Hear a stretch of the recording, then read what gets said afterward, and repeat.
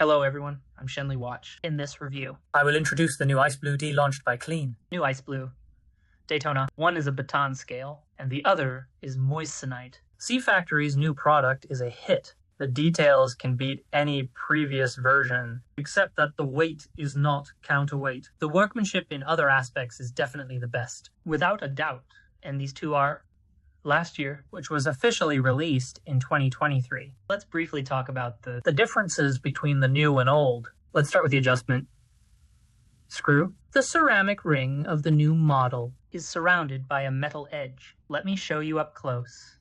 See it? The ceramic is surrounded by a metal border. The new Panda Daytona, including the Spy D, have this metal border. The new dial's scale is longer than the old one's scale, are a little more slender. See? The scale is more slender.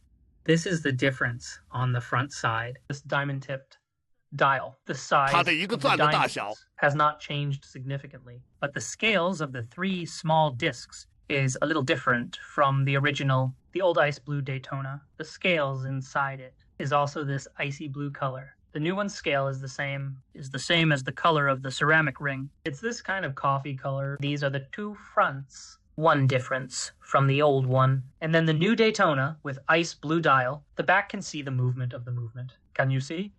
It's a back see-through. And you can see the movement of the movement. The old one is a solid case back. After its release last year, that many watch enthusiasts were looking forward to, because Rolex watches with a transparent back are really rare. And the movement, as for the new one uses the 4131 movement, while the old one uses the 4130 movement. That's the only difference. Then let's take a look at its details and workmanship. Let's take a closer look at it. The texture of the C logo is really amazing. The workmanship, the color of the dial is really nice. Look, this is already super macro. Then let's take a look at the diamond set scale.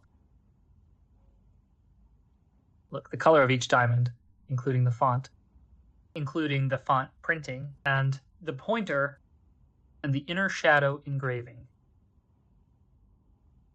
including the ceramic ring and the font. There is nothing to criticize in terms of details.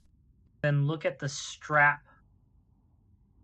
of C Factory, including the details of the buckle. I always thought that the chamfering is the best in this regard, which is much better than the VH Factory. The feel of opening and closing is not as good as C Factory. Let's take a look at the code inside, which is Q7H, and this is PT950, because the original one is made of 95% platinum, so it's very heavy. The original one should be about 250 grams, and the C Factory's is 94 platinum and weighs over 140 grams. In fact, I personally don't like those. I really don't like it.